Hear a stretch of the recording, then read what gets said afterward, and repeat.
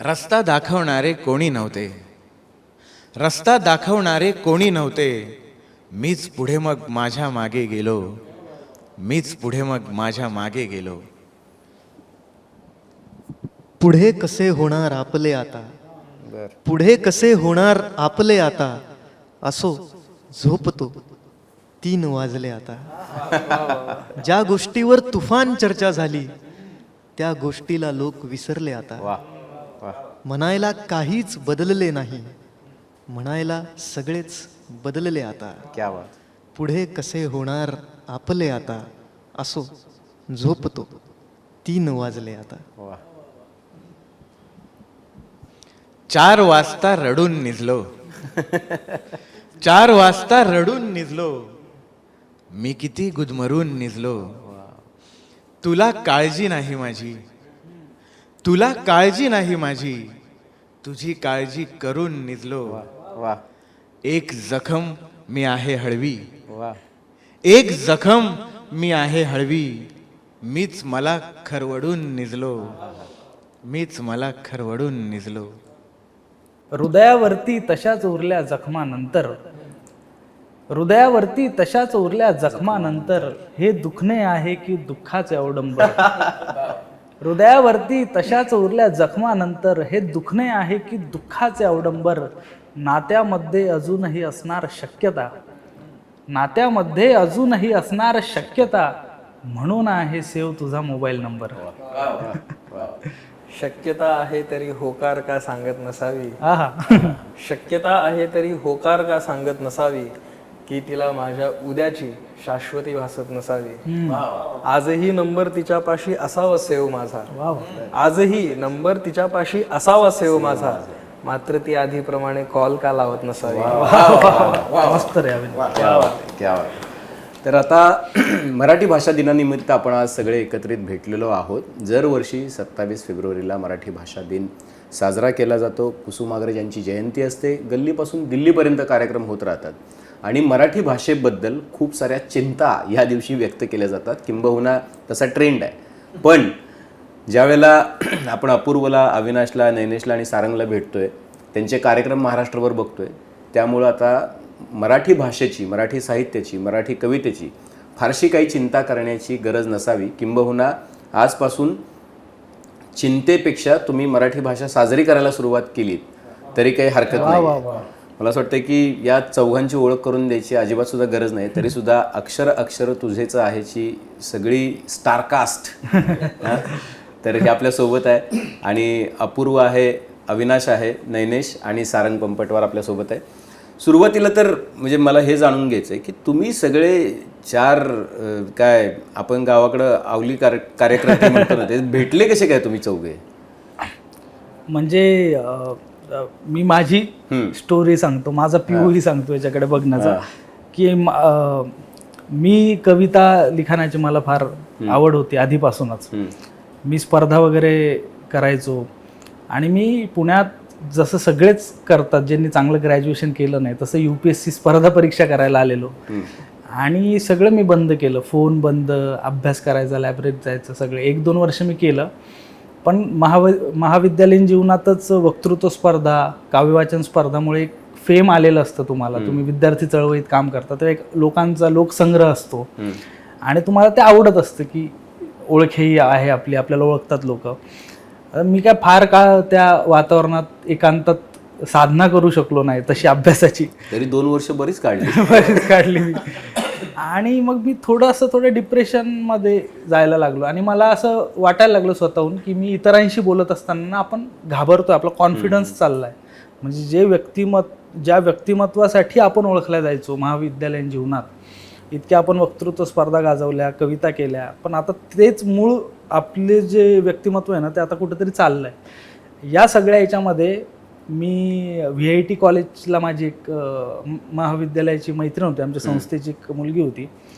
तर तिने मला सांगितलं की आमच्या महाविद्यालयामध्ये एक ओपन माईक नावाचा एक प्रकार काहीतरी होतोय जिथं बाहेरचे पण कवी वगैरे येतात आणि तू अजून पण लिहितोस का, करतोस का? तर मला असं झालं की चला आपण जाऊयात त्या महाविद्यालयात कविता सादर करायला. आणि मी खूप वर्षानंतर तिथं, म्हणजे 2 वर्षानंतर मी कविता सादर करणार होतो. आणि तिथं मला एक मुलगा भेटला त्या महाविद्यालयाचा, म्हणजे VIT इंजिनिअरिंग कॉलेजमध्ये तो मुलगा इंजिनिअरिंग करत होता. तो मुलगा म्हणजे सारंग पंपटवार, आणि आता तो त्याचा POV सांगेल माझ्याबद्दल. हां. पण मला फक्त हां बरं तू सुरुवात कर. हां अपूर्वची आणि माझी ओळख त्या VIT पोएट सोसायटीच्या माध्यमातून झाली. तर मी माझी आणि अविनाशची ओळख कशी झाली सांगतो. 94 अखिल भारतीय मराठी साहित्य संमेलन होतं नाशिकला, कुसुमाग्रजांचं जे गाव आहे तिथे. तर तिथे कवी संमेलन दिवसा सुरू झाला आणि रात्रभर पण सुरू होतं. इतके कवी तिथे आपली कविता सादर करत होते.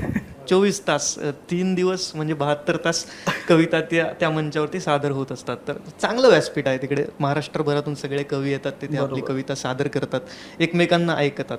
तर साहित्य संमेलनाला बाहेर बरीच नावं वगैरे ठेवली जातात की त्यातनं काही होतंय का नाही वगैरे. पण मला वाटतं की अजूनही साहित्य संमेलनाच्या माध्यमातून साहित्यिक एकमेकांना भेटतात, एकमेकांशी संवाद साधतात. ऐकणारे श्रोते जरी कमी असतील तरी ते मन लावून ऐकतात. त्यांच्यामध्ये लिहिण्याची काहीतरी एक प्रेरणा निर्माण होते. तर प्रत्येक गोष्ट जी घडत असते त्याचा छोटा ना छोटा परिणाम होतच असतो. त्यातलाच एक परिणाम म्हणजे माझी आणि अविनाशची भेट. पहाटेचे 5 वाजले होते. सगळे कवी झोपाळलेल्या अवस्थेत होते जरा, पण कविता ऐकवण्याचा उत्साह मात्र प्रत्येकाचा तितकाच होता. तेव्हा अविनाशची कविता मी तिथे ऐकली आणि त्यानंतर मग अविनाशची आणि माझी तिथे ओळख झाली, भेट झाली. मग आम्ही जरा चर्चा केली की छान होती तुझी कविता वगैरे. मग तो म्हणला की तुझं कधी झालं मग सादर करून. मी म्हटलं की माझं सायंकाळीच काल झालं गझल कट्टाला. तर अशा पद्धतीने आम्ही भेटलो. माझी आणि सारंगची ओळख सांगतो. सगळ्यांची वेगवेगळे पॉईंट ऑफ व्ह्यूज आहेत. तर सारंग डोंबिवलीला आला होता एका कवी संमेलनात, आणि माझं असं झालं होतं की मी मुंबईतच राहतो आणि ह्याला बाहेरून कशाला बोलवलंय, कोण आहे असा. खरं सांगतो म्हणजे हा कोण आहे बाबा. भूमिपुत्रांना नाकारून कोणाला बोलवलंय असं. तर मी त्याच्याबद्दल ऐकलं होतं, त्याच्या कविता पण वाचल्या होत्या फेसबुकवर. मग मला सादर कसं करतो ते पण बघायचं होतं. तर मी तेव्हा डोंबिवलीला गेलो होतो. मी म्हटलं माझ्याच वयाचा मुलगा आहे आणि कसं करतो बघूया. तर तिथे गेलो होतो. मग त्याने खूप चांगलं सादर केलं आणि मग त्यानंतर आमची ओळख झाली. त्यानंतर भेटलो त्या शो नंतर, त्या प्रोग्राम नंतर, आणि मग मैत्री झाली. थोड्या दिवसांनी बोलत गेलो. मग कवितेवर चर्चा झाल्या. मग आमचे कवितेबद्दलचे विचार, मराठीबद्दलचे विचार हे सारखेच होते आणि त्याच्याकडे बघण्याचे दृष्टिकोन पण बऱ्याच अर्थी सारखेच आहेत. मग आम्ही तसे भेटलो आणि मग पुढे भेट होत गेल्या. मग आम्ही नाईट आऊट केले कवितेवर बऱ्याचदा, फक्त कवितेची पुस्तकं आणि आम्ही असं. आणि मग त्यातून त्याला आवडलेल्या कविता, मला आवडलेल्या कविता, त्याला आवडलेले कवी, मला आवडलेले कवी, असं सगळं वाढत वाढत आता असं इथे बसलोय. माझा आणि अपूर्वचं जर सांगायचं झालं तर आम्ही एकाच महाविद्यालयाचे विद्यार्थी. अपूर्व 2 वर्षांनी मला सिनियर होता आणि जो पुण्याला गेला होता तो पण महाविद्यालयाची जी काही ओढ असते त्या निमित्तानं त्याचं येणं जाणं चालू राहायचं. आणि युवा महोत्सवाचा माहोल चालू होता, त्यामध्ये माझ्याकडे काही कार्यक्रम होते आणि हा यायचा. तर माझी त्याचा तेवढा काही परिचय नव्हता, कारण हा पासआउट होऊन गेलेला आणि मी नेमकंच तिथे आलेलो. तर ते आमच्या महाविद्यालयामध्ये एक कन्सेप्ट होती की प्रत्येक वर्षी मिस्टर SB म्हणून एक राबवलं जायचं, स्टुडंट ऑफ द इयर. तर बरेच जण अपूर्व आलं की अरे हा मिस्टर SB होता बरं का, एका काळाचा एक स्टुडंट ऑफ द इयर होता, म्हणजे फार मोठा कवी आहे आणि चांगलं त्याचं वक्तृत्व पण आहे.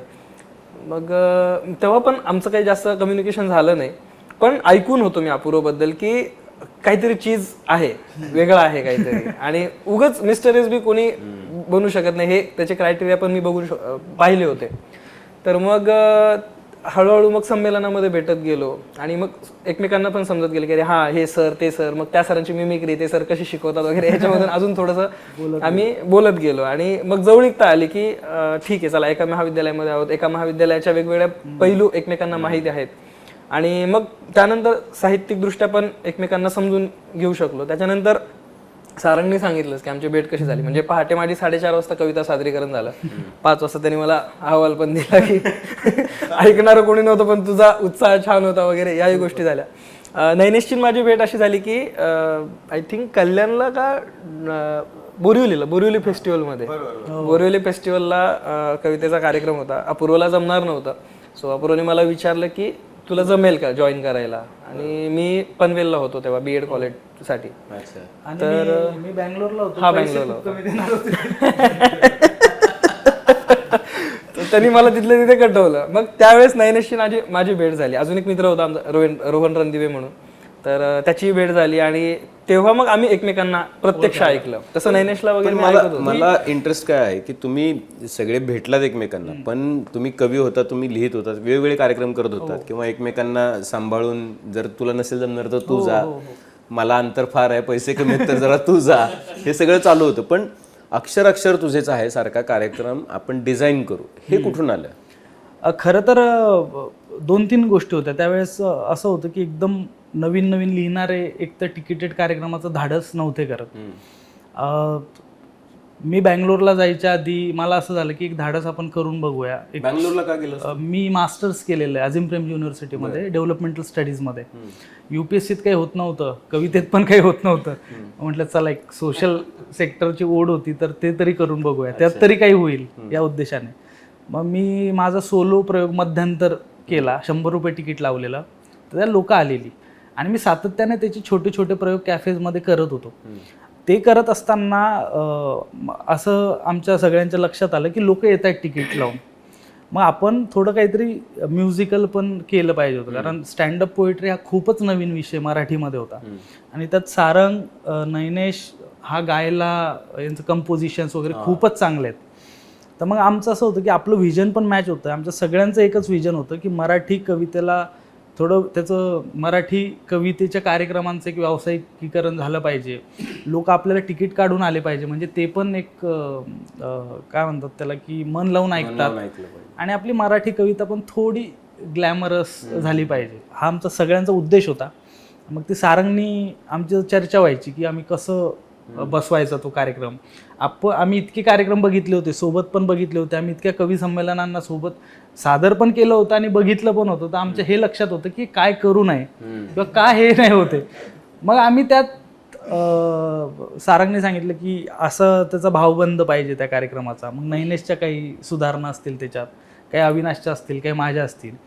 आम्ही असं करत म्हटलं की हा कार्यक्रम आपण करूयात, जे आपण काही शिकलो याच्यातून ते सगळं करूयात आणि त्यात सगळ्यात महत्त्वाची गोष्ट की याला कॅज्युअल ठेवूयात की नमस्कार रसिक श्रोत्या हो आणि आता आपले कवी नैनेश सादर करतील, असं काही नको. असं एक मैफिल, मित्र बसलेले 4 आणि कविता ऐकवतो, इतकं सोपं ठेवूयात आणि लोकांना ते आवडतंय. आणि पहिला कार्यक्रम कुठे केला? कुर्ल्याला केला होता पहिला प्रोग्राम आणि प्रबोधन घर म्हणून एक छोटेखानीच हॉल होता तो आणि मला वाटतं 60 की 70 सीटर तो हॉल होता. हां, आणि मग आम्ही असंच एकाला माईकचं कॉन्ट्रॅक्ट दिलं होतं बसायचं, तर त्याने बसायच्या सीट्स आम्हाला आठवते तेव्हा ते जेवायचे जे टेबल असतात ते आणून ठेवले होते, त्याला डाळ पण लागलेली होती, वरण लागलेलं होतं. आणि तो शो अनाऊन्स केल्यानंतर आमचं असं होतं की 60 केलं तरी ते फुल करायचं, त्याच्यात 50 लोक नको. तर पहिल्याच वेळी आम्हाला लोकांचा इतका छान प्रतिसाद आला की आम्हाला तिथेच 2 शो लावावे लागले, 60.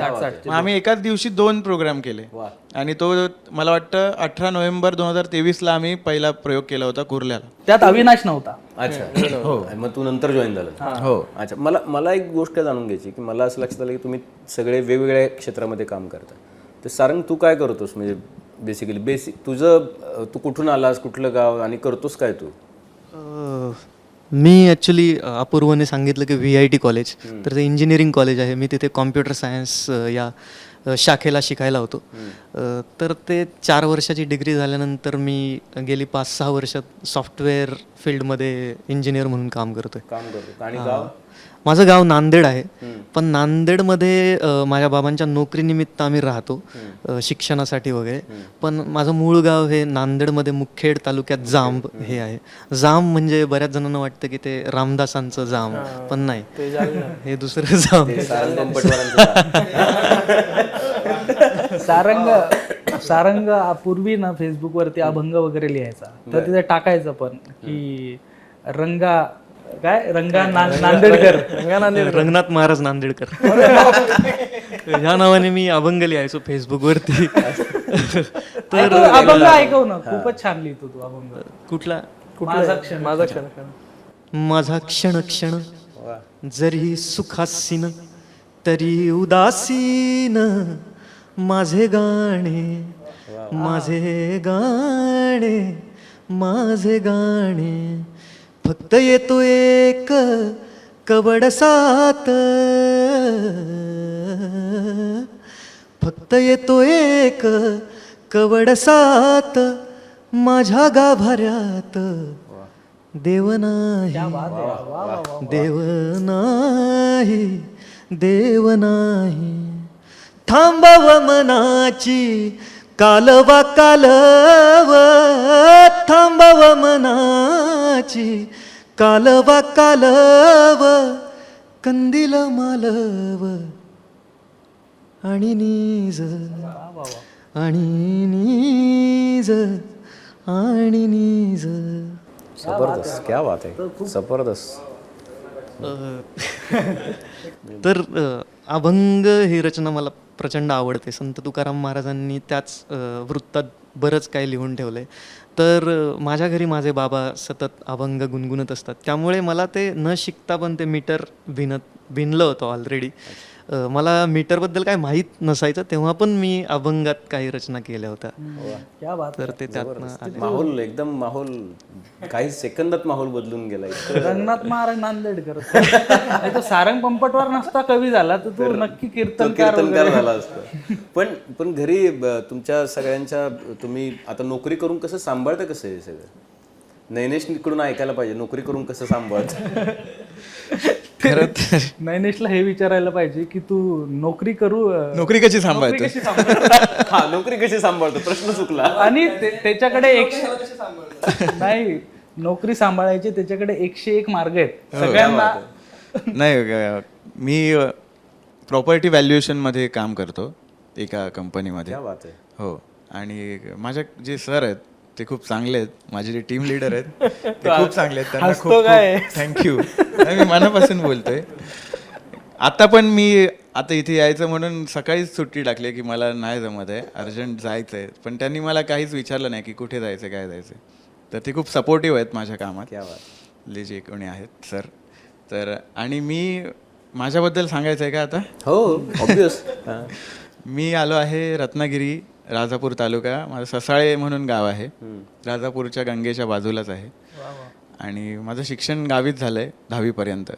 आणि त्याच्यानंतर जसा प्रत्येक कोकणी माणूस मुंबईत येतो तसा मी पण मुंबईत आलो शिक्षणासाठी.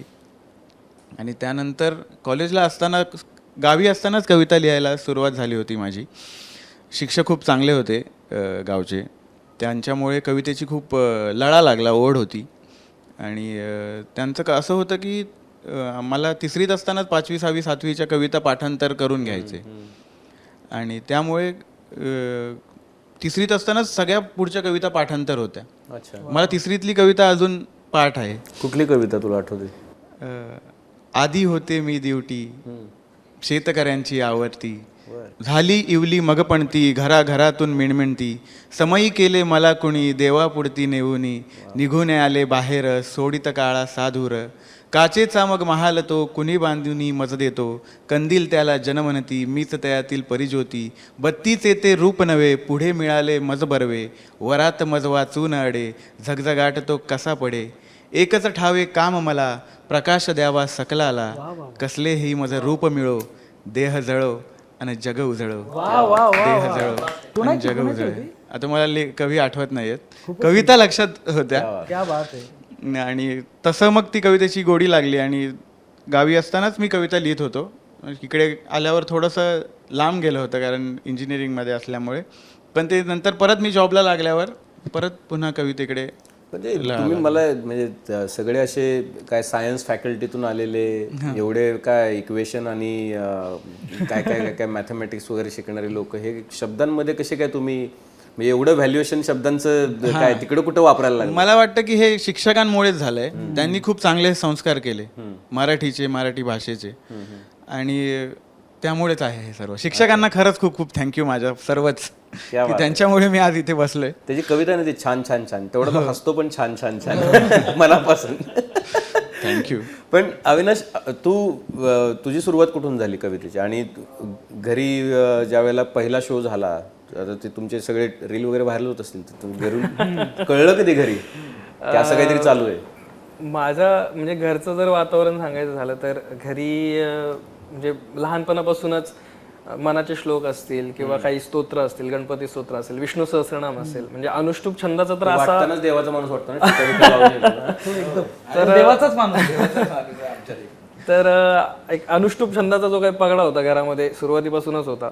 आणि ते पाठांतर करणं किंवा त्या लईमध्ये म्हणणं, ते म्हणजे विष्णू सहस्रनाम मधले काय चतुर्मूर्तीश चतुर्बाहुश चतुर्व्यूहश चतुर्गती चतुरात्मा चतुर्भावश चतुर्वेद विवेकपात.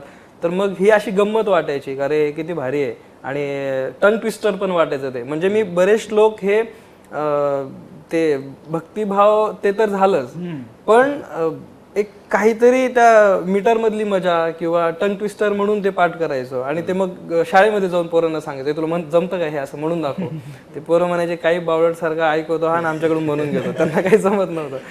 तर मग अशा जमती करत मग ते थोडंसं वाटायला लागलं की अरे हे जे मनाचे श्लोक आहेत की नको रे मना, तर बरंच काही मनाला बरंच काही सांगितलं समर्थांनी. तर मग असं वाटायचं की आपण पण लिहावं, पण ते काही जमत नव्हतं. म्हणजे तेव्हा ते मीटरचा तेवढा काही अभ्यास नव्हता. लॉकडाऊनमध्ये मग मला ते समजलं की हे काहीतरी ते लगा गा गा लगा गा असं काहीतरी असतं मीटर, म्हणजे लघु गुरुची मालिका. पण तेही नवीन नवीन मी जेव्हा बघितलं ते मी तेव्हा ते वाचायचं, तर घरचे पण ओरडायचे की अरे काय गालाला गाल लावा वगैरे काय वाचतं कळतच नाही. तर माझं ते चालू असायचं अभ्यास म्हणजे.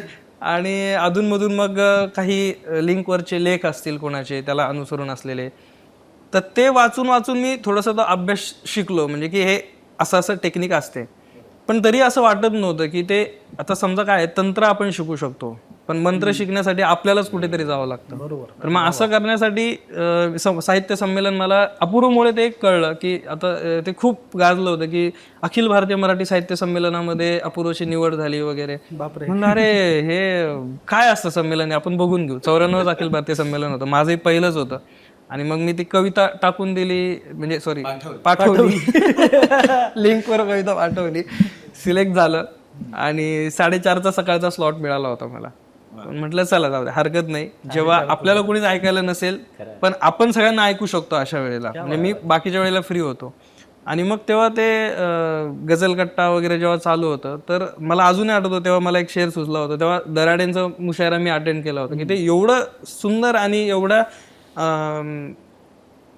उत्स्फूर्ततेने ते सगळं चालू होतं. तर मला सहज सुचलं होतं की गझलेमधूनही दुनिया सारी भिजवू शकतो, मी दुःखावर सुद्धा टाळ्या मिळवू शकतो. हे सामर्थ्य साहित्यामध्ये कुठेतरी आहे. त्याचा एक बेस म्हणून गझलेकडे आपण वळायला पाहिजे, असं तर एक तिथून सुरुवात झाली.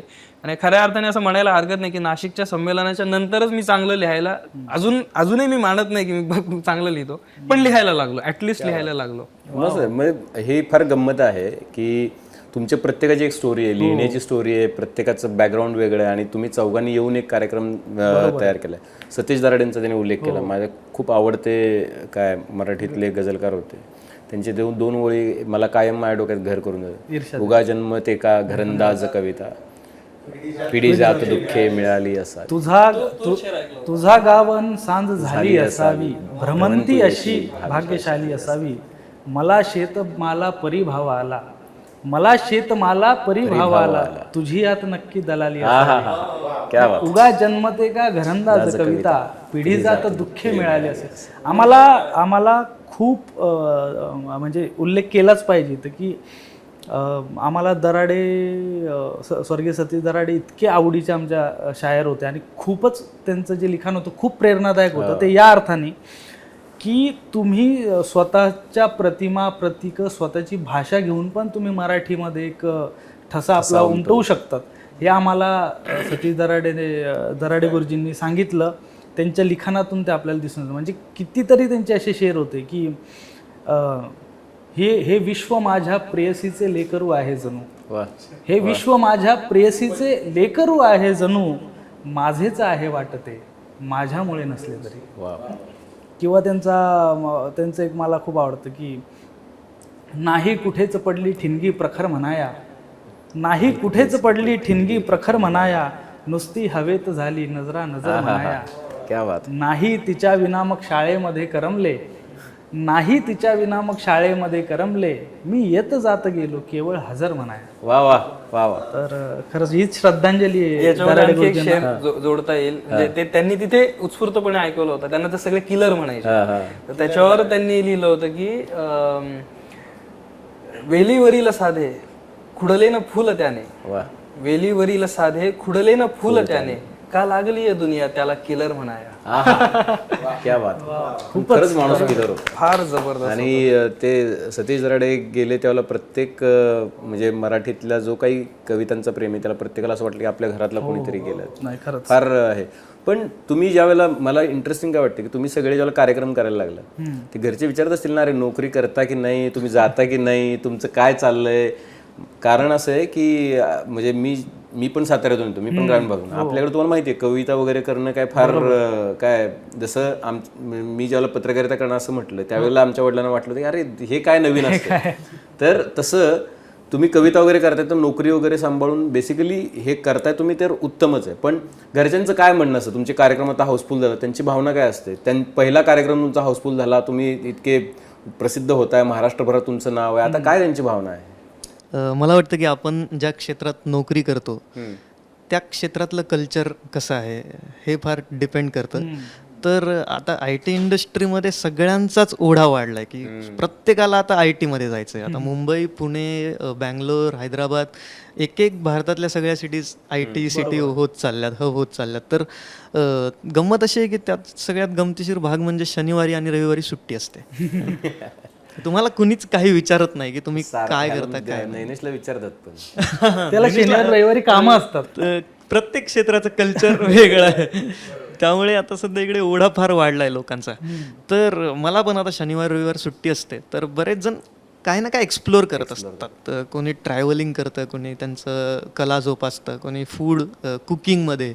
तर भरपूर गोष्टी लोक शनिवार रविवार करत असतात. तर मी मग हा जो वेळ मला मागच्या 5-6 वर्षात भेटला तो मी पूर्ण या कवितेच्या क्षेत्रात वावरलो. पण घरच्यांची काय प्रतिक्रिया असते? एवढं सगळं तुम्ही एवढं फेम नेम सगळं पोरं आता एकदम जोपर्यंत तुमची नोकरी सुटत नाही तोवर घरचे काहीच म्हणत नाही. त्याच्या घरची सुरुवातीला सल्ला द्यायची त्याला की ते अपूर्व बरोबर नको राहतो. हा, माझ्या घरचे असं कधी कधी चिडून म्हणतात की आता विकेंडला आता त्यांना आम्हाला बोलायचं असतं फोनवरती, किंवा मग आम्ही कुठेतरी त्याला ट्रिप काढावी, कारण माझे भरपूर मित्र घरच्यांसोबत ट्रिपला जातात विकेंडला. सो त्यांचं असं असतं की आता जरा ट्रिपला जावं, आणि आमचे हे प्रयोग लागलेले असतात. अपूर्व आमचा शेड्यूल सगळा टाईट करून टाकतो. तर ते असं म्हणतात की ते 4 पोरं आधी सोडून दे. बापरे. माझ्या घरी तसं चांगलंच बघतायत या गोष्टीसाठी, कारण माझे वडील पण लिहितात. त्यांना पण कुठेतरी या क्षेत्रात काहीतरी करायचं होतं, म्हणजे ते गातात. आणि मग मला असं वाटतं की त्यांना माझ्याकडे बघून ते स्वतःचं स्वप्न जगत असावेत कदाचित. तर मला छान वाटतं स्टेजवर, आणि त्यांना पण छानच वाटत असावं असं मला अजून तरी वाटतंय. असं आहे, घरच्यांचा चांगला मला सपोर्ट आहे. येस. मी म्हणजे असं लिहायला लागलो आणि घरी काही फारसं माहीत नव्हतं, पण तेवढं त्यांना ते आयडिया होती की काहीतरी हा मीटरच्या म्हणजे वाट्याला जातोय किंवा काही ना काहीतरी करू बघतोय. सपोर्टपेक्षा असं म्हणायला हरकत नाही की घरच्यांनी मला काही करायला अडवलं नाही, मुळात करू दिलं. तोच महत्त्वाचा सपोर्ट ठरला माझ्यासाठी की ठीक आहे काहीतरी करतोय. आणि थोडं शैक्षणिक दृष्ट्या सुद्धा माझी फार गडबड होत होती मध्ये, म्हणजे BSc नंतर MA नंतर B.Ed, म्हणजे मी 3 विद्यापीठातून 3 वेगवेगळ्या डिग्र्या घेतल्या. तर घरच्यांना सुद्धा दिसत होतं की हा काही स्टेबल नाहीये, पण काहीतरी रात्री बसून स्टेबिलिटीवर येण्याचा प्रयत्न करतोय, तर याला करू द्यावं. आणि नंतर मग हळूहळू कार्यक्रम लागत गेले. पहिले कॉलेजमध्ये असताना कार्यक्रम व्हायचे, तर तेव्हाही ते विचारायचे अरे कॉलेज वगैरे ते सांभाळून होतंय ना सगळं? हां होत आहे. तर मग तो तिथपर्यंत प्रश्न थांबला. पण नंतर नोकरी लागली परत तो प्रश्न नोकरीच्या अनुषंगाने आला. नोकरी करतोस? मी ज्ञानप्रबोधिनी प्रशाला म्हणून आहे पुण्यामध्ये, तर त्याच्यामध्ये एक विभाग आहे शैक्षणिक उपक्रम संशोधिका. त्या विभागाच्या अंतर्गत आमचं लर्निंग स्किल म्हणजे अभ्यास कौशल्यांवर काम चालतं आणि विशेषतः हे काम आदिवासी शाळांमध्ये चालतं, जे की पाली तालुक्यामधल्या 3 ते 4 शाळा त्या मी कोऑर्डिनेट करतो. तर तोही वेगळा प्रवास आहे. आणि मग घरच्यांचा हाच प्रश्न येतो की हा प्रवास, तुझा कार्यक्रमांचा प्रवास, हे सगळं तू मॅनेज होतंय ना तुला? ते काळजीपोटीच विचारतात, त्याच्यामध्ये त्यांचा असं काही विरोध वगैरे भावना नसते. पण आत्ता एक किस्सा सांगायचा झाला तर संभाजीनगरला म्हणजे राहत्या ठिकाणी कधीपासून प्रयोग करायचा होता, झाला प्रयोग. आणि प्रयोग झाल्यानंतर म्हणजे माझे परिवारातले साधारणतः 12 ते 14 जण आले होते. आणि ते सगळं एकंदरीत मिळालेला प्रतिसाद, लोक आजूबाजूला उभं राहणं आणि सगळ्यांचंच म्हणजे सगळ्या बाबतीतच त्यांना इतकं कौतुक वाटलं, इतकं भरून आलं, म्हणजे आई आणि वडील दोघांच्याही डोळ्यात पाणी होतं. बरेच म्हणजे मी त्यावर काही व्यक्त झालो नाही नंतर, फक्त तो एक व्हिडिओ मला मिळाला, तो मी पोस्ट केला माझ्या समाधानासाठी की हे मला छान वाटलं म्हणून. तर त्याच्यावरही लोकांच्या प्रतिक्रिया आल्या की हे कुठेतरी तू साध्य केलंयस, काहीतरी जिंकल्यासारखं आहे बाबा. म्हणजे त्यांना वाटलंय की चला 4 माणसातून 400 पर्यंत पोहोचलाय. यातले काही 4 वाजता सादर करू. माझ्या बाबतीत असं आहे की म्हणजे पंजोबांपासून आमचं जे कुटुंब आहे ते खूप सुशिक्षित आहे, शिकलेले आहेत सगळे. माझ्या आजोबांना प्रचंड वाचनाची आवड आहे. म्हणजे आज पण ते वयाच्या 85व्या वर्षी सकाळी 3 वाजता उठून वाचतात, रोज डायरी लिहितात. त्यांच्या आमच्याकडे म्हणजे ते 7वीत असतानापासून त्यांच्या डायऱ्या आमच्याकडे. आता त्यांनी त्या डायऱ्यातलं कंपायलेशन करून मला एक सोपवलं त्यांच्या हस्तलिखितमध्ये. तर त्यांच्यामुळे ती आवड मला होती. परत आमच्या गावामध्ये ना खूप चांगली परंपरा आहे की पहाटे 5 वाजता भोंग्यावरती भजनं लागतात आणि माझं घर अगदी मंदिराच्या शेजारीच आहे. त्यामुळे लहानपणापासून तो संस्कार एक वाचनाचा, लिखाणाचा होताच. दुसरं म्हणजे माझ्या घरच्यांना असं अचानक नाही झालं काही, कारण मी 10वीपासूनच वेगवेगळ्या स्पर्धांमध्ये बक्षीस असेल. मी माझा पहिला आकाशवाणीला इंटरव्ह्यू मला आता वाटतं 10 वर्ष झाले असतील म्हणजे. आणि तो जेव्हा आलेला तेव्हा माझ्या वडिलांनी अख्ख्या म्हणजे ते प्रत्येकाला घरी बोलवायचे आणि ऐकवायचे 15 मिनिटाचा. त्यानंतर बऱ्याच वर्तमानपत्रांमध्ये कॅम्पस कट्टा आणि अशा बाबतीत ते फोटो यायचे, ते दाखवायचे. तर मग त्यांना मला असं वाटतं की काही नवीन नव्हतं. त्यांच्या दृष्टीने आर्थिक कधी प्रश्न नव्हता. माझी आई, आमचं कुटुंब तसं चांगलं आहे. फक्त काय असतं की मला असं नेहमी वाटतं की एकदा तुम्हाला आर्थिक सुबत्तता मिळाली तर लोक सामाजिक सुबत्तता आणि मग राजकीय सुबत्तता असा तो प्रवास कुठेतरी असतो. तर त्यांना असं वाटायचं की हा मोठा अधिकारी झाला तर आपल्याला जरा समाजामध्ये एक नाव होईल. पण मला असं वाटतं की मी जर ते झालो असतो तर कदाचित जिल्ह्याकरता राहिलो असतो. आता महाराष्ट्रभर ओळख झालेली आहे. आणि लहानपणापासून त्यांचं पण हेच होतं की जे आपल्याला आवडतं ते काम करायचं. मला एक किस्सा म्हणजे माझ्या घरचे कसे आहेत हे तुम्हाला याच्यावरतून कळेल.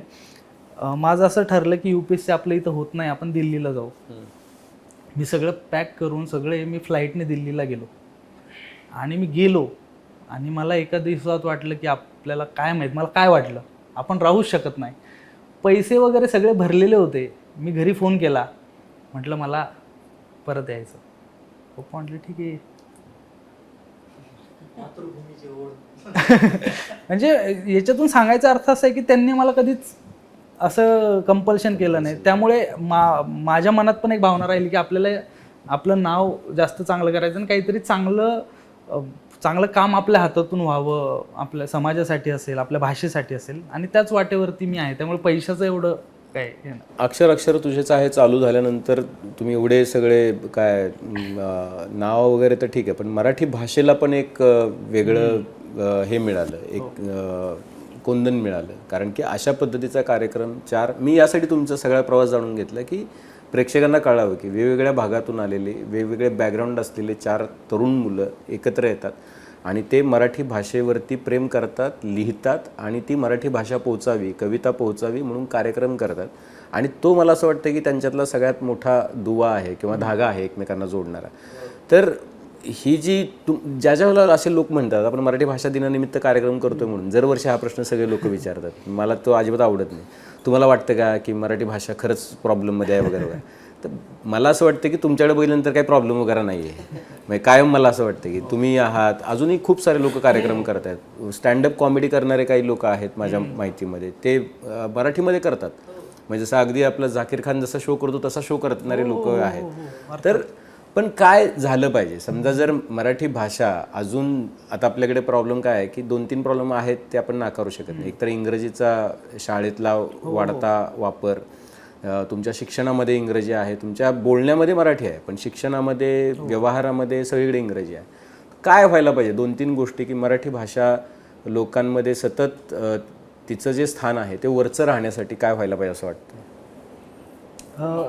मला असं वाटतं की जसं तुम्ही म्हणालात की शाळांमध्ये इंग्रजी, आधी पूर्वी कसं होतं, म्हणजे मला असं आजपर्यंत कळालं नाही की शाळेतून कधीपासून आपण भाषा शिकायला लागलो. मुळात आपण जी भाषा शिकतो ही आपल्या परिसरातून शिकत असतो. शाळेमध्ये म्हणजे आमची शाळा गावाकडे, तर आमच्या शाळेत समजा असे काही शिक्षक होते की ज्यांनी आम्हाला व्याकरणच नाही शिकवलं. आम्हाला अजून व्याकरण नाही, म्हणजे आता पण चुकतं. आता हे मित्र आहेत तर हे सांगतात की असं नसतं, समजा बऱ्याच गोष्टी शाळेतून मला नाही वाटत कुणी शिकतं. आपल्या परिसरामध्ये ज्या गोष्टी होत असतात, घडत असतात, आणि खास करून आत्ताच्या काळामध्ये जे आपण मीडिया कन्झम्पशन करतोय, कॉन्टेंट कन्झम्पशन करतोय, त्यांनीच मुलांवर संस्कार होतात. आज माझा भाचा आहे, त्याला भाषा कळते की नाही माहीत नाही, पण त्याला इंग्लिशचे शब्द आत्तापासून येतात. का? कारण तो कॉन्टेंट कन्झम्पशन जे आहे त्याचं, ते कार्टूनचं, ते इंग्रजीमधून करतोय. मला असं वाटतं की एक गोष्ट जर काही करता आली आपल्याला, तर ती आहे की आपल्या भाषेतला कॉन्टेंट किती चांगला होऊ शकतो, की जो सगळ्या लहान मुलांपासून ते वयस्करांपर्यंत सगळ्यांना ॲक्सेसेबल कसा होऊ शकतो. मग तो कवितेच्या माध्यमातून असेल, चित्रपटांच्या माध्यमातून असेल, न्यूज मीडियाच्या माध्यमातून असेल, मग कुठलाही फॉर्म. जर स्टँडअप कॉमेडी नवीन आहे, जे काही नवीन घडतं आहे, जितका कॉन्टेंट आपण क्रिएट करत राहू मराठीमध्ये आपल्या भाषेत, आणि ही आपली सगळ्यांची जबाबदारी आहे, तेवढं ते पसरेल, तेवढं तेच सगळीकडे दिसत जाईल. म्हणजे एक छोटंसं सांगतो की आम्ही जेव्हा इंटरनेटवरती हे टाकायला लागलो तेव्हा मराठी कविताच रील दिसत नव्हत्या आम्हाला, हिंदीच असायच्या सगळ्या. हे आम्ही विचार केला की यार आपण पण हिंदी का करायचं, आपल्याला नॅशनल ऑडियन्स मिळेल म्हणून. पण मराठी पण, मी कुठेतरी एक सर्वे वाचलेला की मराठी ऑडियन्स हा 14 मिलियन का 24 मिलियन इंटरनेटवर, असं मी वाचलेलं ऍक्टिव्ह. म्हटलं आपल्याला एकच पाहिजे मिलियन, आणि मग आपण टाकायला सुरुवात करू. मग ते एडिटिंग करणं, टाकणं. आज तुम्ही स्क्रोल केलं तर तुम्हाला खूप मराठी कविता रील्स दिसतात. तर आम्ही सगळ्यांनी तो विचार केला म्हणून ते झालंय. हा एक मुद्दा मला वाटतो महत्वाचा. हाच धागा थोडासा पुढे नेतो. जसं की हा म्हणाला की वातावरण फार महत्वाचं ठरतं. काय होतं मुळात आपल्याकडे ते आता एक प्रथा फार प्रचलित झाली की बाळ जेवत नसले की त्याच्या हातामध्ये ते इंग्रजी कार्टून लावून द्यायचं. त्याच्यामध्ये एक हत्ती असतो आणि काहीतरी ते बेडका असतो. हा, एक मोठा हाती घुमने चला, त्याला आणि त्यातलं ते संपतच नाही. 1चे 2, 2चे 3, ह्यामधून काय आपण एवढं लक्ष देत नाही त्याच्यामध्ये. पण मग त्याच्या डोक्यामध्ये सतत ती भाषा, सतत तेच आकार, तेच वळण घ्यायला लागतात. आपण मराठीमध्ये त्यांना भीमरूपी महारुद्र काय नाही ऐकू शकत लहानपणापासून, किंवा मराठीतून काही अॅनिमेटेड गोष्टी आहेत शिवाजी महाराजांच्या, त्याही दाखवू शकतो. बडबड गीता आहेत. तर बाळाला फक्त मोबाईल हवा असतो, त्याला तुम्ही काहीही दाखवा. तर मग काहीही दाखवा तर मग चांगलं दाखवा, मराठी असंही आपण करू शकतो. मराठी दाखवू शकतो. मराठी कंटेंट भरपूर आहे, डिजिटल म्हणा किंवा त्याला लहान. आता आम्हाला आजी गोष्ट सांगायची लहानपणी, आणि ती गोष्ट सांगून आम्ही झोपी जायचो. आज गोष्टी पण अशा सांगावं लागतात. विद्रुपीकरणातून एक होता राक्षस. कशाला राक्षस होता? काहीतरी सात्विक आपल्या भाषेतून चांगलं पोहोचलं पाहिजे, असंही काहीतरी चांगलं सांगू शकतो. म्हणजे ते वातावरण खूप मॅटर करतं की त्या गोष्टी रुजवायच्या कशा, घडवायच्या कशा, आणि ते पुढे चालवायच्या कशा. दुसरं म्हणजे की आपली पण एक मोठे म्हणून आपली एक गफलत होते की आपण भाषांतर आणि लिप्यंतरांमध्ये गडबड करतो की हे कशात लिहिलंय, काय लिहिलेलं आहे, आणि मग हे असं बदलायला हवं का, मग ते तसं बदलायला हवं का. तर त्याच्या बाबतीत थोडासा आपला अभ्यास झाला पाहिजे की नेमकं लिप्यंतरण म्हणजे काय आणि भाषांतर म्हणजे काय. बऱ्याच वेळेस आता लिहिलेलं असतं इंग्लिशमध्ये, आपण म्हणतो ते इंग्लिशमध्ये लिहिलंय, ऍक्च्युली ते रोमनमध्ये लिहिलेलं आहे आणि भाषा भलतीच लिहिलेली असते. तर हाही आपला थोडासा, आता हे खूप डीप झालं, पण भाषेबाबतीत जर आपण जेव्हा विचार करतो चालून जाईल बापरे. नाही म्हणजे आज चालेल. भाषेबाबतीत आपण असं म्हणायला हरकत नाही, आपण भावनिक खूप आहोत. आपल्याला प्रात्यक्षिक पातळीवर भाषेवर खूप काम करण्याची गरज आहे. हा महत्वाचा मुद्दा आहे सगळं. कारण म्हणजे कुणीतरी येतं आणि म्हणतं की तुमची भाषा संपत चालली आहे, आणि आपण ते स्वीकारतो सुद्धा. हेच आपलं दुर्दैव आहे. क्या बात आहे. आणि हे स्वीकारण्यापेक्षा आपण हे ठामपणे कधी सांगू शकू की नाही नाही, मी बोलतोय मराठी म्हणजे माझी भाषा जिवंत आहे हो. आणि माझ्या भाषेमध्ये अजूनही प्राण तेवढा जिवंत आहे. कारण बरेच मराठीमध्ये आता एवढे कार्यक्रम चालू आहे. म्हणजे परेश रावल सारखा हिंदी माणूस संगीत देवबावळीचं नाव घेतो, हे आपल्यासाठी चांगली गोष्ट आहे. आणि ह्या गोष्टीवर आपण फोकस केलं पाहिजे मुळात, की आपली भाषा जिवंत आहे आणि ती कुठपर्यंत तरी पोहोचलेली आहे. निश्चित. सो असं आहे. मला वाटतं की भाषेची अभिवृद्धी तेव्हा होते जेव्हा आपल्याला आपल्या भाषेचे फायदे कळायला लागतात, आपल्या भाषेतल्या चांगल्या गोष्टी आपल्यापर्यंत पोहोचतात. मी जेव्हा पुण्यात आलो तेव्हा माझा मित्र म्हणाला की एक भूमिका नावाचं नाटक आहे, कॉलेजचेच पोरं करतात, आपण बघायला जाऊया. तर ते मी तेवढा इंटरेस्टेड नव्हतो, कारण माझं पूर्ण फोकस अभ्यासावरती आणि जे मी सायन्स फील्डमध्ये असल्यामुळे त्याच्यावरतीच होतं, कारण मला ठरलं होतं की आपल्याला पुढे जाऊन इंजिनियर व्हायचं आहे. पण त्या दिवशी मी गेलो त्या नाटकाला आणि संपूर्ण थिएटर हाऊसफुल होतं. टाळ्या शिट्ट्या, प्रत्येक सीनला लोक एकदम असे उत्स्फूर्त प्रतिसाद देत होते आणि निव्वळ अप्रतिम माहोल तयार झालेला होता. त्याने मी इतका भारावून गेलो आणि मला कळलं की मराठीत इतकं उत्तम नाटक होतं, आपण आता प्रत्येक नाटक बघितलं पाहिजे. तेव्हा मी चित्रपट या माध्यमापासून मनोरंजनासाठी मराठी नाटक निवडलं आणि मी इतकी नाटकं बघितली. बालगंधर्व, यशवंतराव चव्हाण नाट्य मंदिर, भरत नाट्य मंदिर. पुण्यातलं असं एकही सभागृह नाही आत्ता जिथे मी जाऊन नाटक बघितलं नाही. आणि सगळीच नाटकं, म्हणजे व्यावसायिक नाटकं असतील, प्रायोगिक नाटकं असतील, तर मी नाटकांमधून माझी मराठी जी नंतर, आधी मी मराठी माझं चांगलं होतं 10वीपर्यंत, नंतर मग परत इंग्रजी माध्यम आणि या सगळ्यांमुळे ते कच्चं राहिलं. परंतु कॉलेजमध्ये आल्यानंतर मी बऱ्याच रिकाम्या वेळात इतकी नाटकं बघितली, त्यातनं परत माझं मराठी चांगलं झालं. तर मला वाटतं की आपल्या भाषेतल्या चांगल्या गोष्टी आपल्यापर्यंत जर पोहोचल्या तर आपल्या भाषेची अभिवृद्धी निश्चित आहे. आणि अभिवृद्धी या शब्दाचा अर्थ जर आपल्याला कळाला, अभिवृद्धी म्हणजे विकास, भरभराट. विकास शब्द एवढा डेंजर झाला की त्यामुळे त्याने अभिवृद्धी शब्द शोधला. एक महत्वाचं मी बोलतो की, आणि अविनाश सारखे आपले मित्र असले पाहिजेत. अविनाश इतकी अस्खलित, नितळ, स्पष्ट मराठी बोलतो की त्याच्यासोबत एक दिवस तुम्ही राहिलात तर तुम्हाला वाटत असेल की तुमचं मराठी कच्चं आहे, तर तुम्ही हमखास मराठीतले 1000 एक नवीन शब्द शिकाल. आणि तुम्हाला जर वाटत असेल की तुमचं मराठी पक्का आहे तर तुमचा भ्रम तुटेल. वा.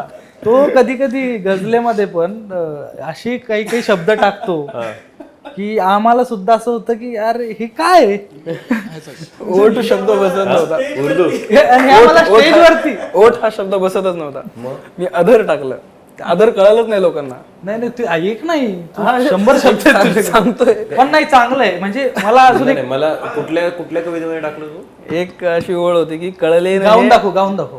कळले नाही अधरासही क्रीडा कशी ही रंगली, कळले नाही अधरासही क्रीडा कशी ही रंगली, इतका कसा दोघातला, इतका कसा दोघातला संयम सुटाया लागला, अंधार एकांतातलाही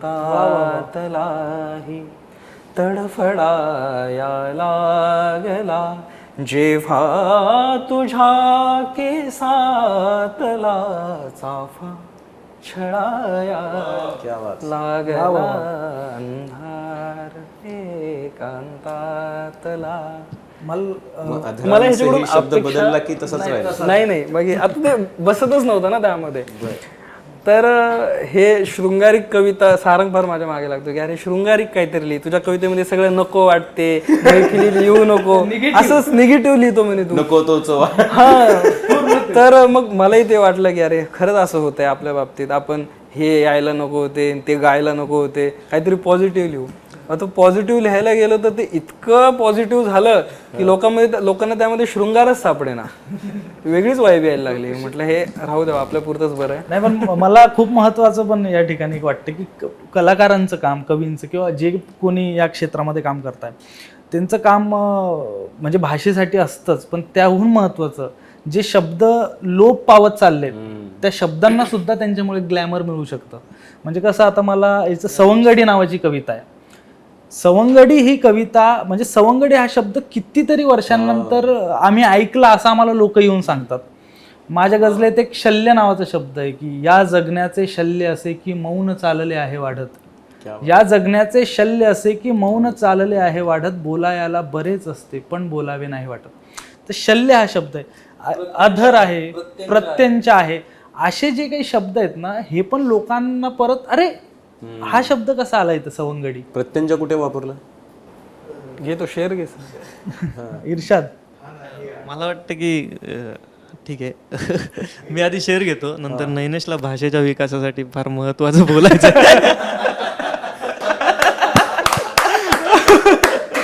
वा वा वा.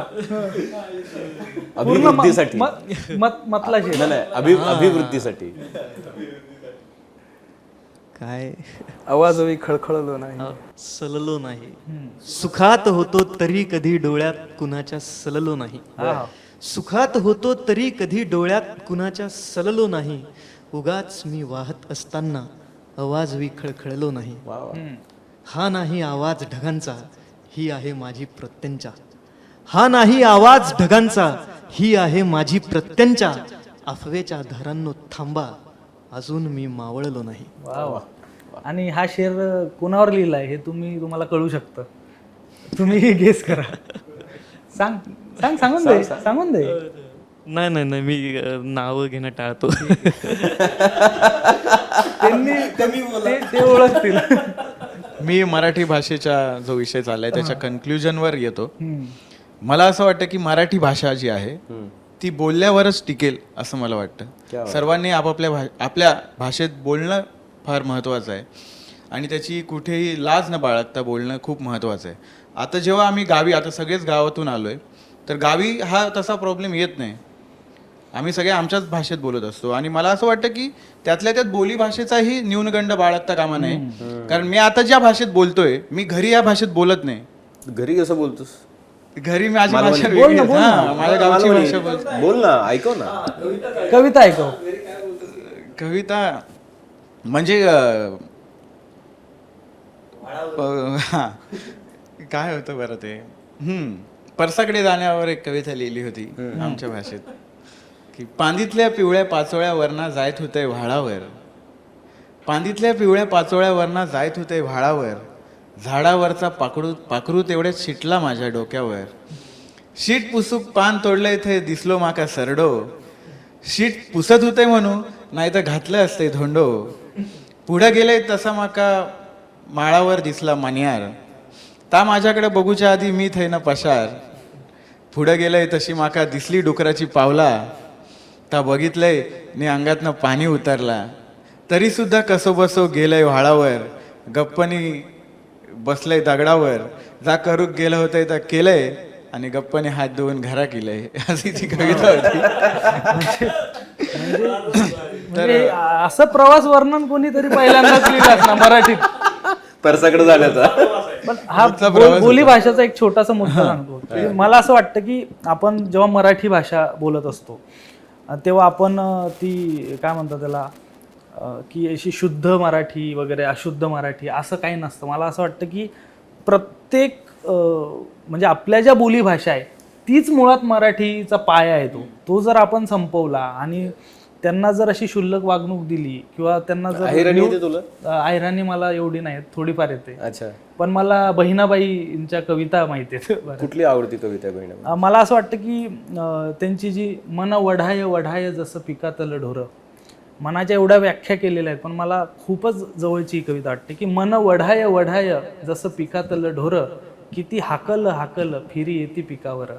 मन जहरी जहरी त्याचं न्यारा रे तंतर, मन जहरी जहरी त्याचं न्यारा रे तंतर, अरे इच्छू साप बरा त्याले उतारे म्हणतात. म्हणजे अशी पूर्ण ती वन नावाची कविता त्यांची खूप चांगली आहे. आणि अजून एक गंमत जी मी नोटीस केली, जसं आता कोकणात जर जायचं असेल तर आता पनवेलपासून सुरू केलं तर कशाला असा शब्द आहे आपला.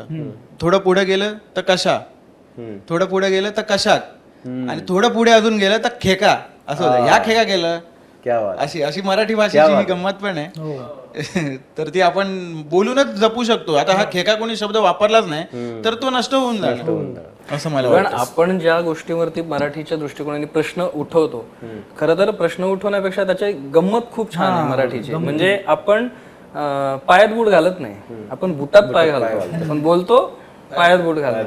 तर ही भाषेची गंमत आहे. आपली भाषा इतकी सुंदर आहे ना, कदाचित पूर्ण विश्वामध्ये अशी कुठली भाषा नसेल की जी इतक्या सहज पद्धतीने वळवता येते. अगदी.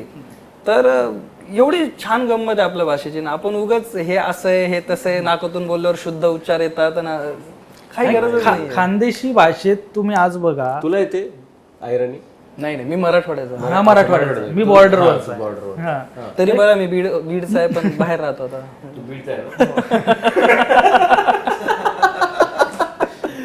खानदेशी भाषेचे बिलियन्स ऑफ व्ह्यूज आहेत गाण्यांना आणि सगळे ऐकतात ते. मला असं वाटतं की हे परत आपण मी सगळ्यात जास्त काय बोली भाषेचा कंझ्युमर मी आहे. तुम्ही म्हणजे मी सगळ्यात जास्त कंझ्युम करतो. म्हणजे मी खानदेशी गाणी, परत आपल्याकडे सोलापूरची भाषा वेगळी आहे. आणि मी साताऱ्याचा आहे. मी शिकलो सांगलीला, मी कोल्हापूरला शिकलो, मी पुण्याला शिकलो, मी नोकरी केली उस्मानाबादला, म्हणजे आता धाराशिवला, धाराशिव, परभणीला, सोलापूरला. त्यामुळे कुठे गेल्यानंतर बे म्हणायचं, कुठे गेल्यानंतर जेवायला का काय करायला हो. तर हे जे आहे आपल्याकडचं, म्हणजे तुम्ही लातूरला गेले जेवलाव का, हा, तर तुम्ही सोलापूर काय करायला बे, तर ते बे म्हणल्याशिवाय तो सोलापूरचा असू शकत नाही. असं ते म्हणजे हे जे भाषेची गंमत आहे की प्रत्येक ठिकाणी गेल्यानंतर. आणि मी कुठल्याही गावात गेलो, म्हणजे त्या काळात मी जिथं जिथं राहिलो तिथल्या कधी लोकांना असं वाटलं नाही की हा बाहेर. हेच आणि हेच आपल्याला सगळ्यांना करायचं इंडिव्हिज्युअली. नाही तर काय इतके न्यूनगंडात चालले जातात मुलं. आता पुण्यामध्ये विदर्भातून आलेले आहेत, खानदेशमधून आलेले आहेत, त्यांना ते मराठी समोरचे बोलतात तेव्हा त्यांना न्यूनगंड येतो आणि मग ते हिंदी बोलायला लागतात. हिंदीत कोणी चुका नाही काढत, हिंदी व्यवस्थित बोल नाही पण हिंदीत कोणी चुका नाही काढत. इंग्रजीमध्ये कोणी चुकीचं हिंदी बोलल्यानंतर चालतं किंवा चुकीचं इंग्रजी बोलल्यावर पण चालतं.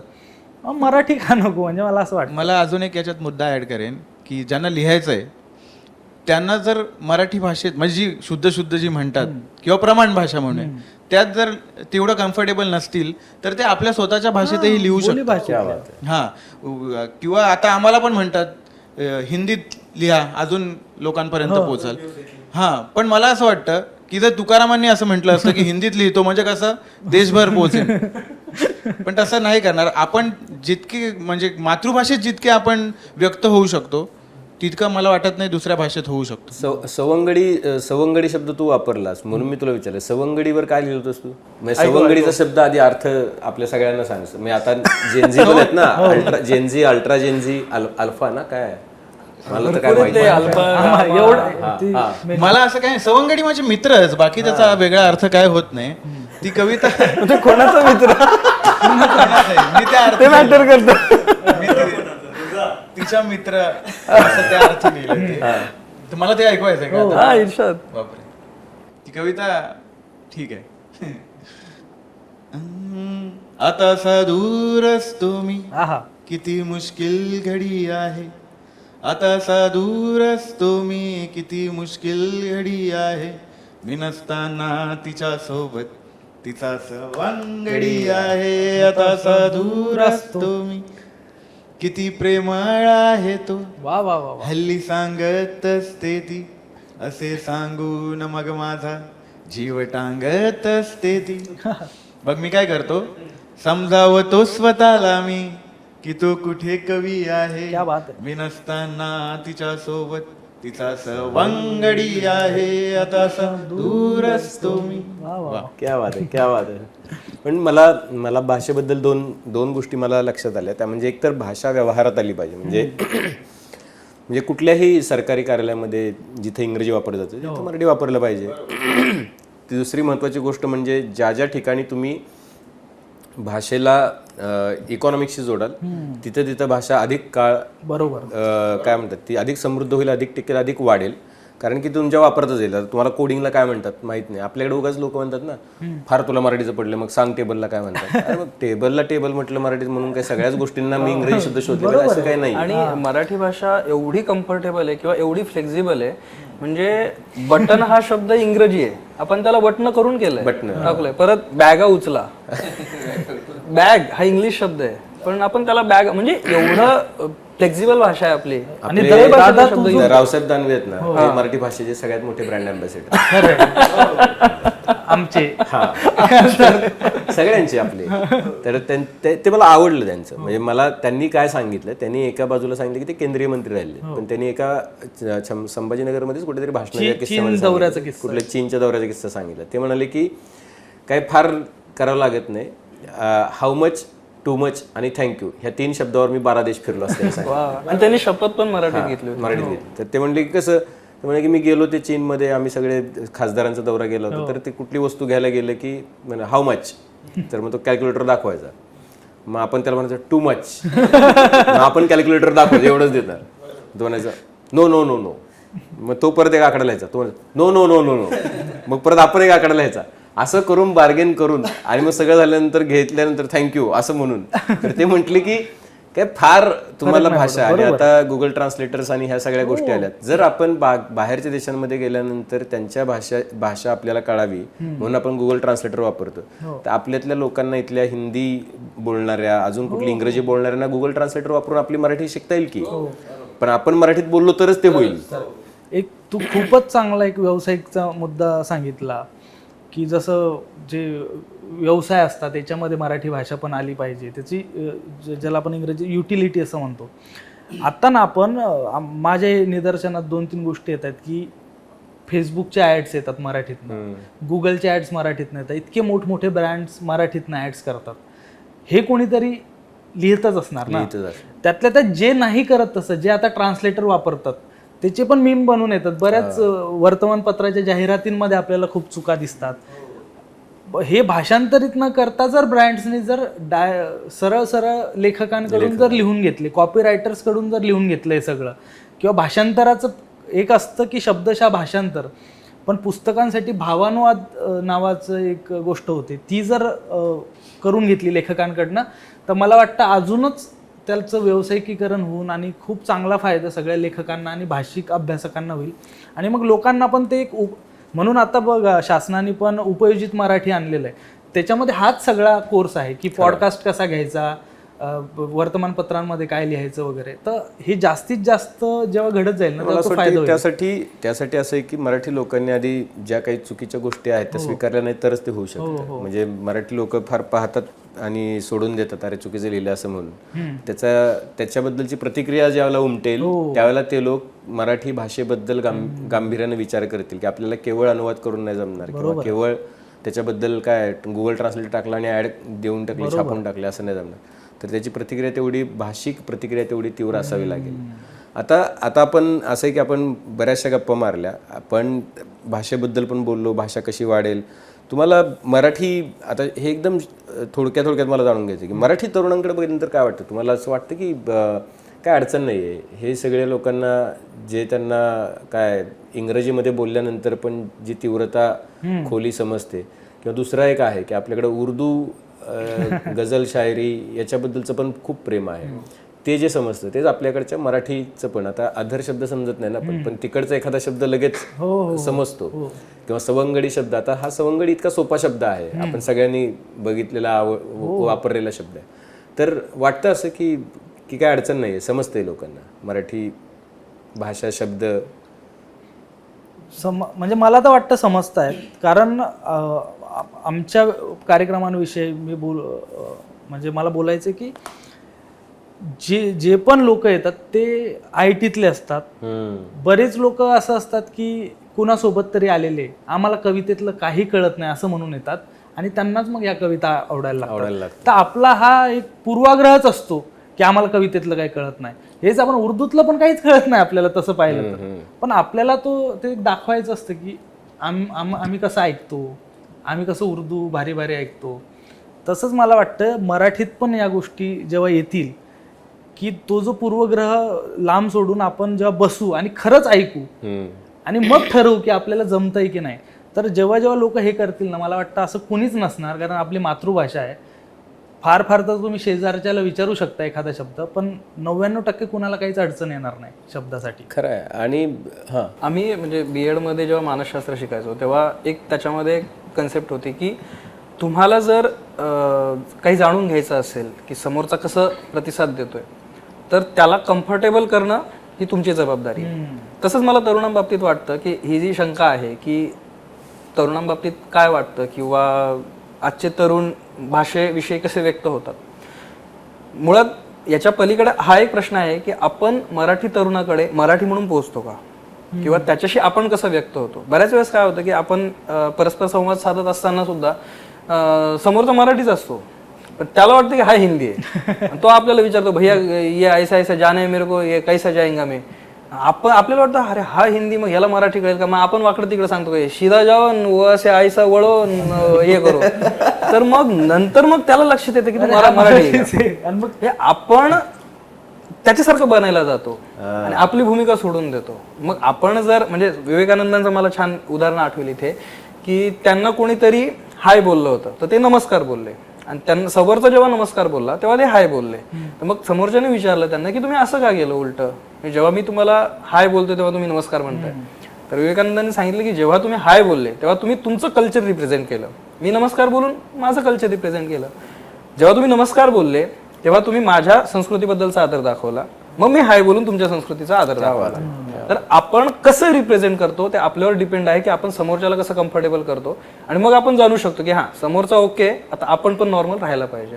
निश्चितपणे फार महत्त्वाचं आहे भाषेबद्दलचं. पण बघा असं आहे की म्हणजे अक्षर तुझेच आहे. आता तुम्ही हा कार्यक्रम बांधला, किती कार्यक्रम झाले आतापर्यंत? आत्ता आमचा आज 31वा प्रयोग आहे. 31वा प्रयोग आहे आणि सगळे हाऊसफुल आहेत. यस, जवळ हाऊसफुल. आमचं एक वेगळं, आमचं काय होतं माहितीये का, प्रत्येक कार्यक्रमात ना 10-12 तिकीट राहून जातात म्हणून आम्ही जवळ हाऊसफुल म्हणतोय. अच्छा. पण आम्ही 1000 सीटर सगळीकडेच भरतोय सगळीकडे. आणि आमचा प्रयत्न फक्त पुणे मुंबईला प्रयोग करणं नाहीये, त्यामुळे आम्ही नवीन शहरं पण तिथंच कुठे कुठे प्रयोग केले? मी मला वाटतं की एक नाट्यगृहाने नवीन पार्टी सुरू केली पाहिजे, जवळ हाऊसफुल. म्हणजे आपल्याला लावताय. आम्ही नागपूरला प्रयोग केलाय. मी त्या दिवशी नागपूरमध्येच होतो. हो, अधिवेशन. आम्ही नागपूरला प्रयोग केलाय, तो पण आम्ही हाऊसफुल केलाय, जवळ 400 सीटर होता तो हॉल.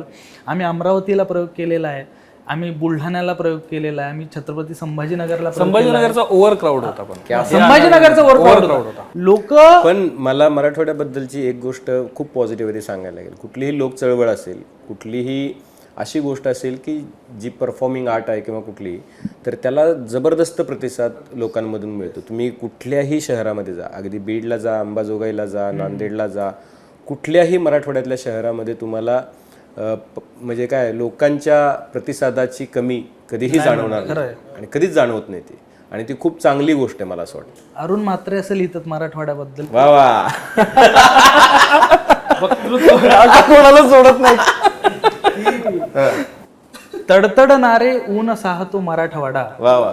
तडतडणारे ऊन साहतो मराठवाडा, तरी फुलांचे गाणे गातो मराठवाडा. वा वा वा वा. तर मला असं वाटतं की ते मराठवाड्यात आहे. आम्हाला सगळीकडे प्रयोग करायचा. आता मी नाशिक, जळगाव करणार आहोत.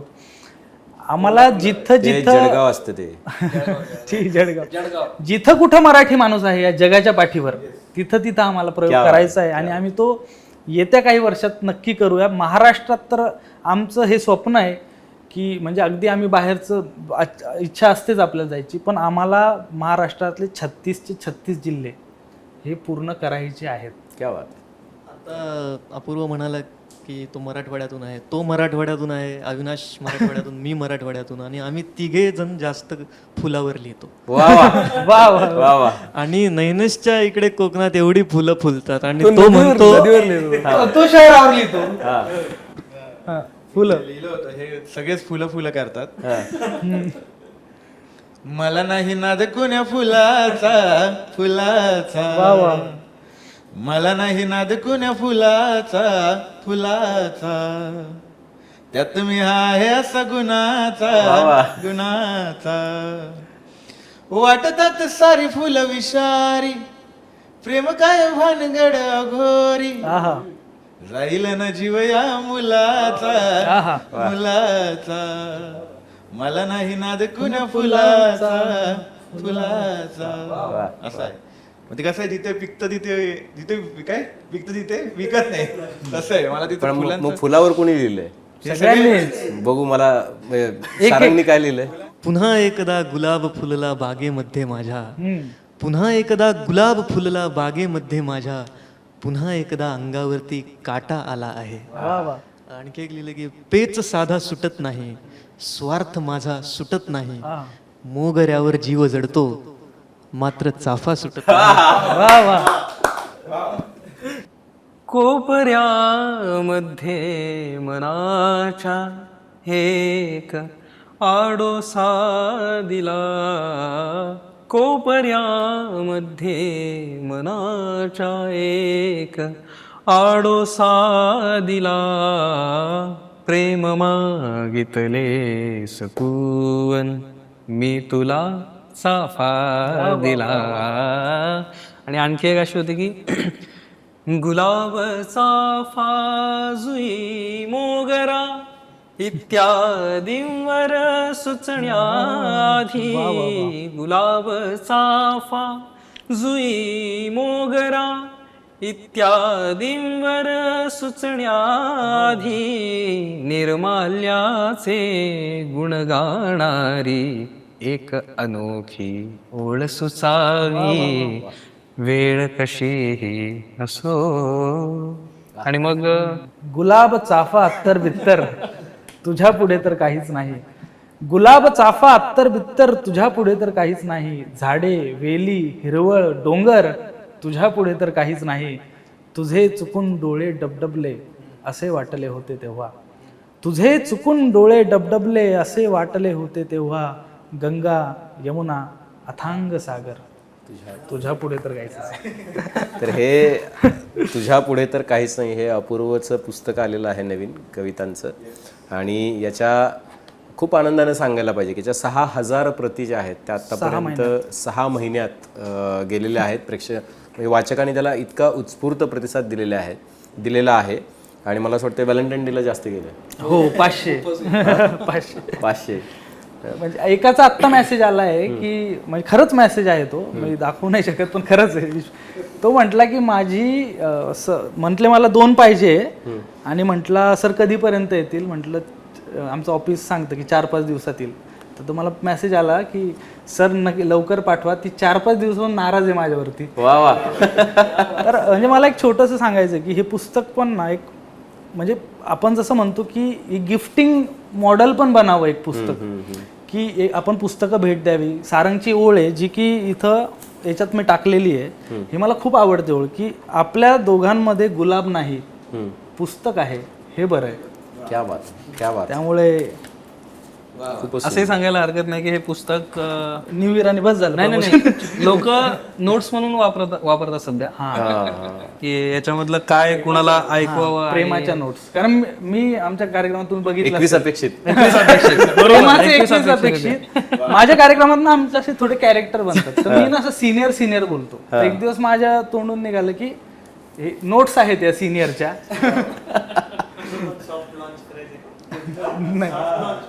माझं पुस्तक पण लवकरच येईल. क्या बात आहे, क्या बात आहे.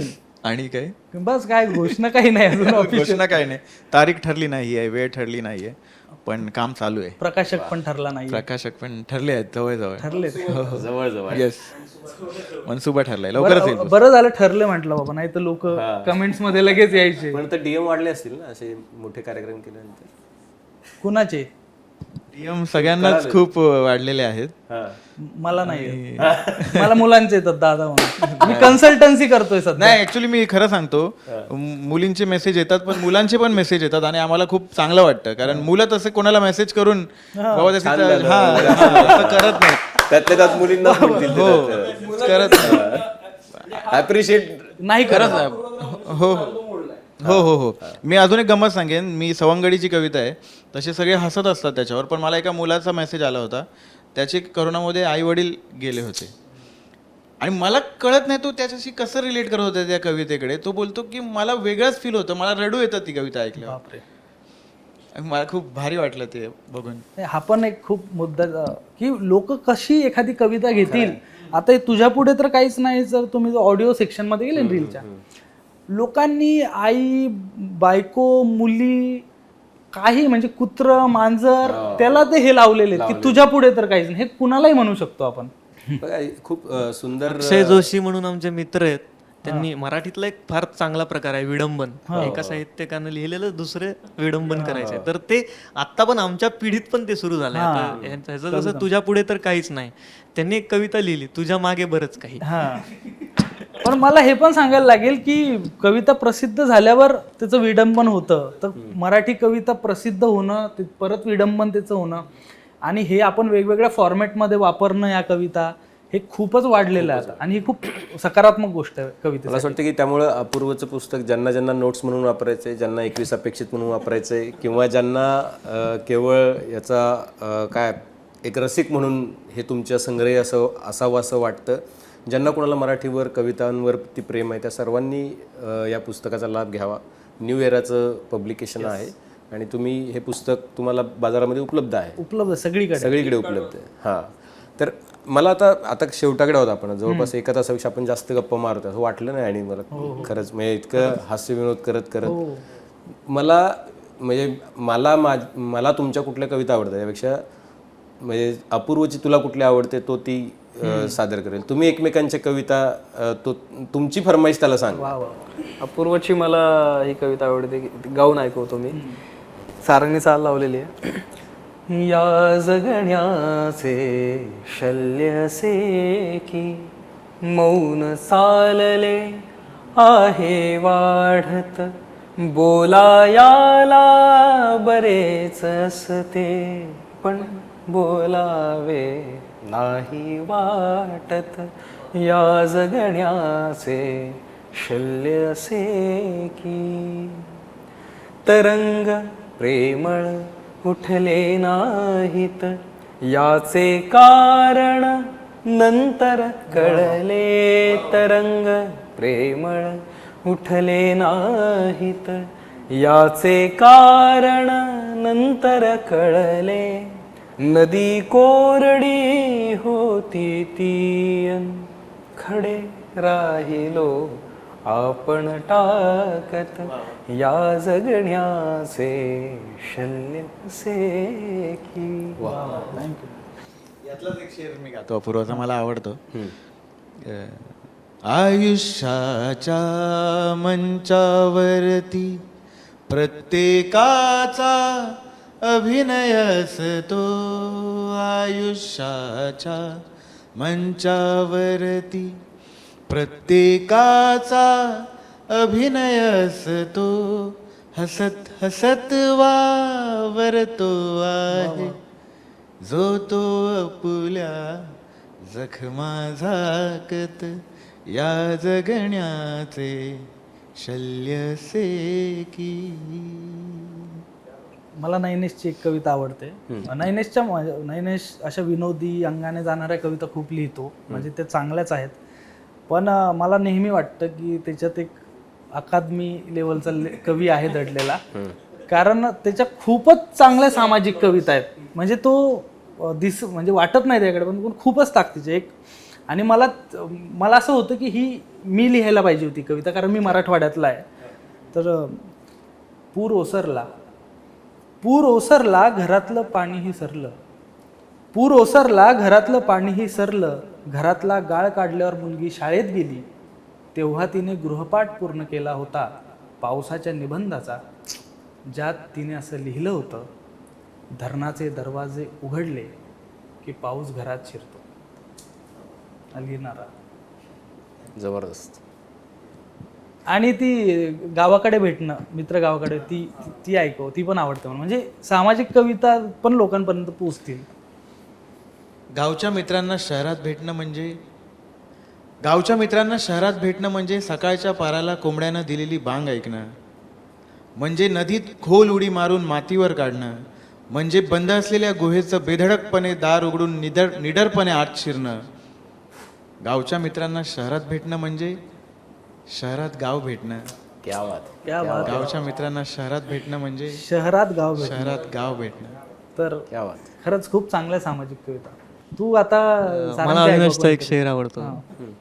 एवढे जवळ आपण का कधी कसे आलो, एवढे जवळ आपण का कधी कसे आलो, हात त्या क्षणी हाती घ्यायला नको होते, मैफिलीत तू माझ्या यायला नको होते. तर तू सारंगची ऐकव काहीतरी. मला सारंगचा एक शेर आवडतो की पंख देतो मोकळे आकाश देतो, पंख देतो मोकळे आकाश देतो, देव काही फक्त फडफड देत नाही. वा वा वा. आणि आता मला अविनाशने आत्ताच एक गाणं लिहिलंय, त्यातली खूप छान ओळ होती की बगीचाचा काय होतं ते, नको गुलाब मोगर. हा, चाफा सोडून वाटाया लागला बगीचा भकास. मला सारंगचा पण एक काही शेर आवडतात. पेच साधा सुटत नाही, पेच साधा सुटत नाही, स्वार्थ माझा सुटत नाही, मोगऱ्यावर जीव जडतो, मोगऱ्यावर जीव जडतो, मात्र चाफा सुटत नाही. परत मला तुझा एक सांगायचा आहे, तो शेती मातीच्या शय्येवर विसावलेली शहरे, शेती मातीच्या शय्येवर जग सुंदर आहे. विसावलेली त्याला हे जग सुंदर आहे. तू ऐकव. ज्याचे डोळे सुंदर त्याला हे जग सुंदर आहे, जगण्यासाठी तुझी नि माझी दगदग सुंदर आहे. शेती मातीच्या शय्येवर विसावलेली शहरे, कोण म्हणाले या शहरांची झगमग सुंदर आहे. उत्तरांचा तुटवडा असतो, प्रश्न जेव्हा नेमका असतो, नोकरी ही 7 पर्यंतच, नोकरी ही 7 पर्यंतच, 7 नंतर मी तुझा असतो.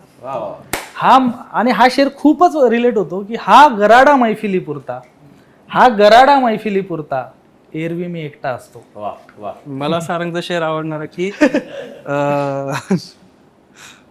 कीर्तनात धड असले दंग कितीही, कीर्तनात धड असले दंग कितीही, मन वाड्यावर आहे तर मग आहे. क्या बात आहे. क्या बात आहे. कसा तुला काढून दाखवू आता, मनात आदर आहे तर मग आहे. कसा तुला काढून दाखवू आता, कसा तुला काढून दाखवू आता, मनात आदर आहे तर मग आहे. खूप छान शेर आहे हा. म्हणजे आपल्याला रिस्पेक्ट कसा दाखवणार आता, तो आहे तर आहे. ये. मला मी ज्या दिवशी पुण्यामध्ये कार्यक्रम ऐकला त्या दिवशी मला फार आनंद झाला. म्हणजे मी फार गदगद होतो. त्याच्यानंतर मी 2 दिवस त्यातले वेगवेगळे पार्ट्स ऐकत होतो. मला सारंगचा तो जो हे होता त्याच्यामध्ये मी टाकलं पण होतं, मला वाटते कधी चया भिजणाऱ्या पापण्या शापित, तर तो एकदा फक्त माझी तेवढीच एक फरमाईश आहे, बाकी काहीच नाही. वा वा. मला पण खूप आवडते ही कविता. कधीच्या ह्या भिजणाऱ्या पापण्या शापित, झर झर झरणारे काळाचे गुपित, कोसळत्या श्रावणाचे मौन जीव घेणे, कुणीतरी चुकवावे आभाळाचे देणे, पुरे झाले उदासीचे संथ संथ गाणे, पुन्हा माझ्या उंबऱ्याशी व्हावे तुझे येणे, पुरे झाले डोळ्यांचे असे रीते होणे, कुणीतरी चुकवावे आभाळाचे देणे. क्या बात आहे. क्या बात आहे.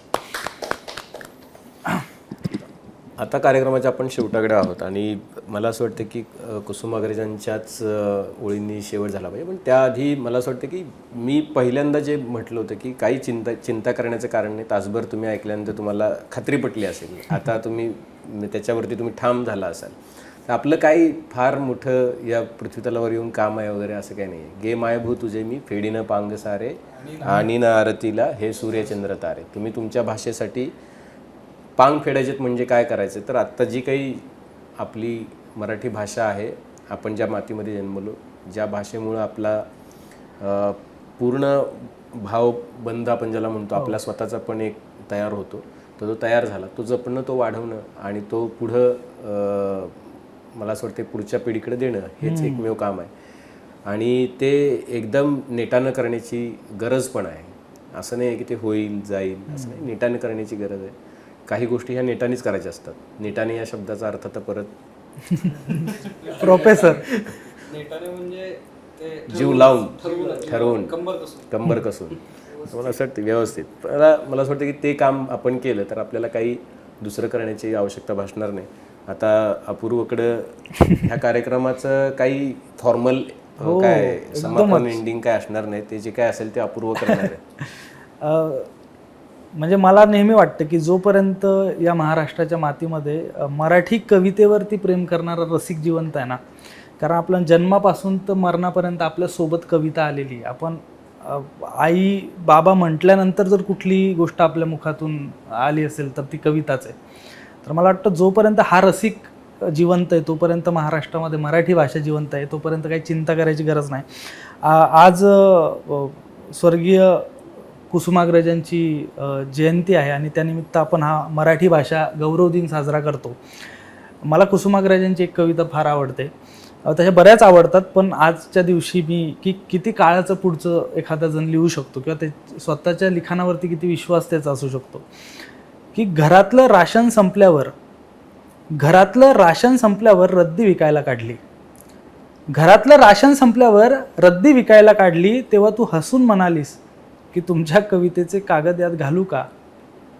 घरातलं राशन संपल्यावर रद्दी विकायला काढली, तेव्हा तू हसत म्हणालीस की तुमच्या कवितेचे कागद यात घालू का, म्हणजे तेवढंच वजन वाढेल.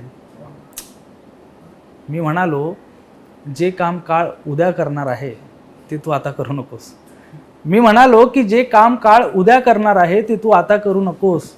तुझ्या डोळ्यात अनपेक्षितपणे आसवं तरारली आणि तू म्हणालीस, मी तर नाहीच नाही, पण काळ सुद्धा हे कदापि होऊ देणार नाही. क्या बात. अशा कुसुमाग्रजांना आणि असंख्य ज्ञानेश्वरांपासून तर आत्तापर्यंतच्या कवींना जे कुणी मराठी भाषेसाठी मराठी कवितेसाठी काम करत आलेलं आहे, इथून पुढे करणार आहेत आणि करतायत, त्या सगळ्यांना आमचा सगळ्यांचा प्रणाम आहे. या दिवशी खरंच सलाम आहे, कारण असंख्य गोष्टी करायला आहे, पण तरी तुम्ही ठरवून जर मराठीत काम करत असाल आणि प्रेमापोटी करत असाल, आणि खरंच तुमचे सुद्धा आभार की तुम्ही ही मोठी गोष्ट असते की एवढा स्पेस देणं.